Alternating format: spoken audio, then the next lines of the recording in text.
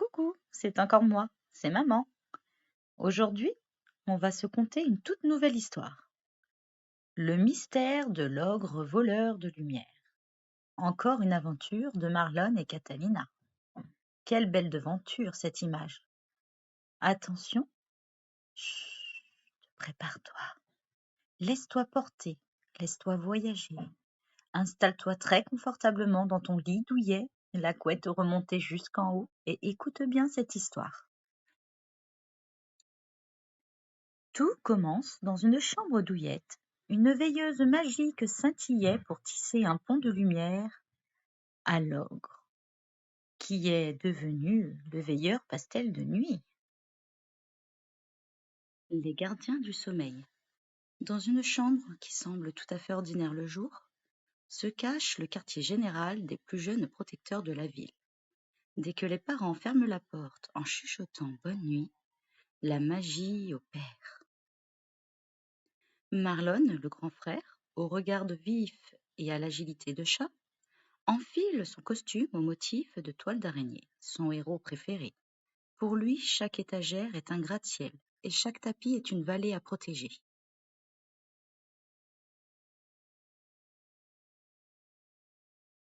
À ses côtés, sa petite sœur Catalina ajuste sa cape de princesse héroïne. Sous son pyjama rose tout doux, elle cache un courage immense et une baguette magique qui brille comme une étoile tombée du ciel. Ce soir-là, l'ambiance est étrange. Un silence lourd pèse sur la ville. Et une à une, les lumières de la rue s'éteignent brusquement. Un frisson traverse la chambre, faisant trembler les doudous alignés sur le lit. Marlon se retourne vers sa sœur et lui tend la main. « Tu sens ça, Catalina ? L'électricité s'en va. L'ogre de verre est en train de vider la ville. »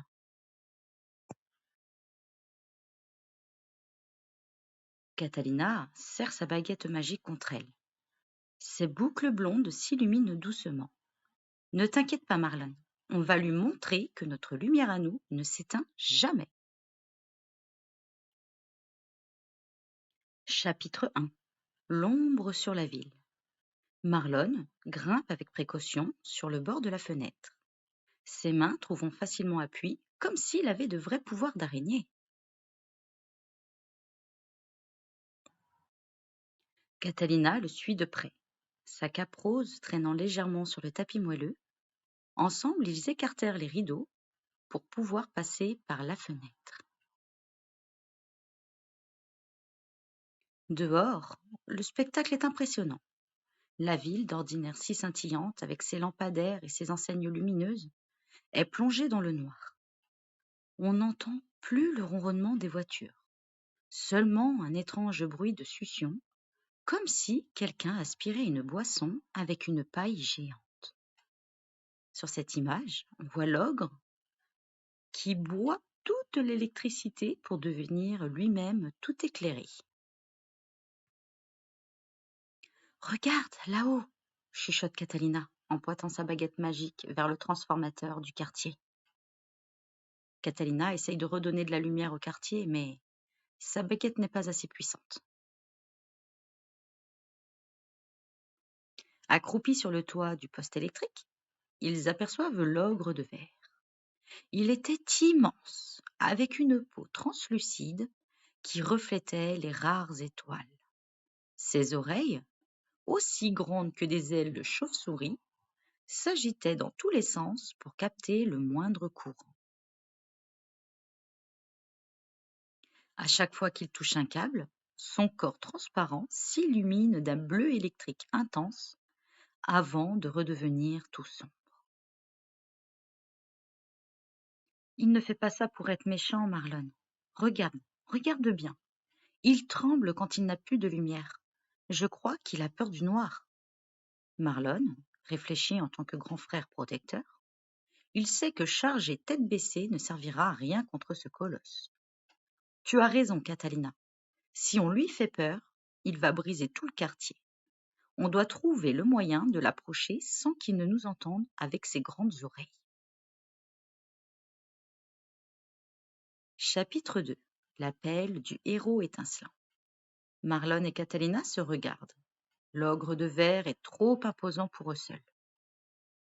Il nous faut un expert en électricité et en réconfort, chuchote Marlon à Catalina. Active le signal avec moi et rentrons.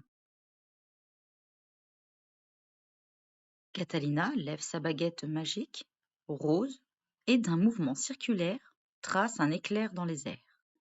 Marlon brandit sa lampe Spiderman au faisceau lumineux, rouge pour éclairer l'éclair. Instantanément, une traînée de lumière rouge traverse le plafond de la chambre. Vous avez vu? Comme il n'y a plus de lumière dans la ville, l'ogre a été attiré par la lumière rouge qui venait de la fenêtre des enfants. Dans un nuage de poussière d'étoiles et un bruit de floup, le super-héros apparaît. C'est le grand protecteur. En pyjama d'éclairs, il est impressionnant, avec son pyjama rouge vif couvert d'éclairs jaunes. Mais ce qui rassure tout de suite Catalina, ce sont ces énormes chaussons bleus en forme de nuage, si gros qu'ils ne font aucun bruit lorsqu'ils marchent. Salut l'équipe, dit le héros d'une voix douce mais puissante. On a un problème de batterie avec le voisin transparent? Oui, monsieur l'éclair, répond Catalina. Il absorbe toute la lumière parce qu'il a peur d'être seul dans le noir, je crois. Le héros aux gros chaussons sourit. Il plonge la main dans sa poche secrète et en sort une multiprise magique, infinie. On ne va pas le gronder, on va lui montrer comment partager. Marlon, j'ai besoin de ton agilité pour brancher ce câble au sommet, du plus grand jouet de ta chambre. Catalina, ta douceur va servir de transformateur. Le plan est lancé. Le héros en pyjama rouge commence à patiner silencieusement sur le parquet de la chambre, avec ses chaussons accumulant une énergie statique qui fait dresser les cheveux bouclés de Catalina sur sa tête. As-tu remarqué les cheveux de Catalina à cause de l'électricité? Chapitre 3. La grande connexion. L'ogre de verre colla son immense nez contre la vitre. Au lieu de voir des enfants effrayés, il découvrit une scène incroyable. Le héros aux gros chaussons était en train de faire du surf sur le tapis, créant des petites étincelles dorées. À chaque mouvement, « Approche, mon grand !» lance le héros d'une voix calme. « On a un cadeau pour toi. »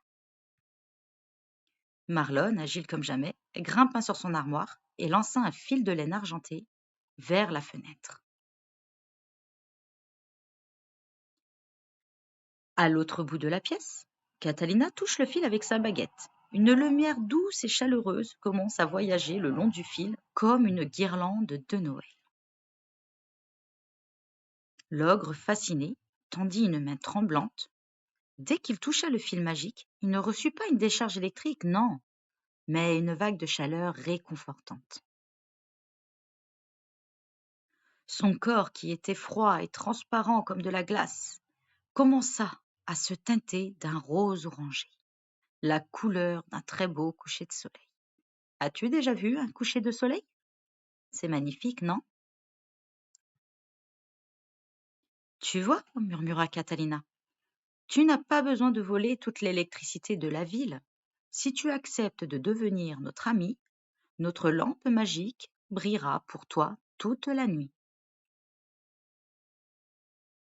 Le héros aux gros chaussons brancha alors sa multiprise magique sur la veilleuse licorne de Catalina.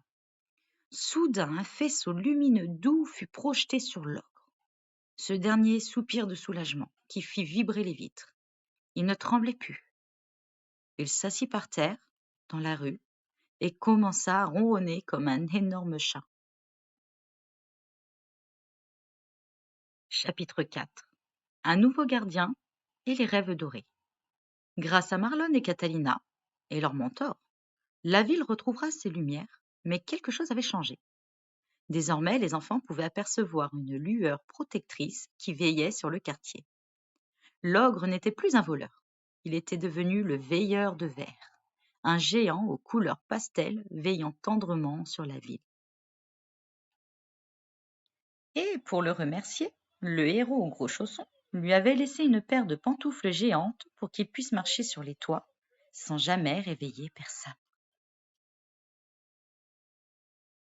Alors que l'aventure touchait à sa fin, une petite brise magique traversa la fenêtre ouverte. C'était le marchand de sable, qui voyait que tout était rentré dans l'ordre. Alors, il saupoudra délicatement de minuscules étoiles dorées sur les yeux de Marlon et Catalina. Les deux enfants s'endormirent instantanément, un sourire paisible sur leurs visages bercés par le doux ronronnement du veilleur de verre et la lumière rassurante de la lune. Bonne nuit, super frère, chuchota Catalina dans son sommeil. Bonne nuit, super sœur, répondit Marlon déjà parti dans ses rêves pour de nouvelles aventures. Demain, de nouvelles histoires les attendraient sûrement. Mais pour l'instant, le monde était en sécurité et leurs rêves remplis de super-héros et de plein de bonnes choses. Alors si toi aussi tu veux pouvoir faire de beaux rêves et pouvoir laisser parler ton imagination, je te conseille de fermer les yeux tendrement et de t'endormir. À mes chers Marlon et Catalina, pour que chaque nuit soit douce et remplie de rêves scintillants, et pour vous rappeler que même dans l'obscurité, que votre courage et votre imagination peuvent illuminer le monde, que cette histoire vous accompagne dans vos songes et vos murmures, combien je vous aime plus que toutes les étoiles de la nuit, avec la participation de vos héros préférés et avec tout mon amour. Des histoires sorties tout droit de l'imagination des enfants, maman vous embrasse fort. Que ce soit pour l'écouter, la lire le soir ou la journée, par plaisir ou tout simplement par nostalgie, chacun dans notre part, on a besoin et on a envie d'un peu de fantastique.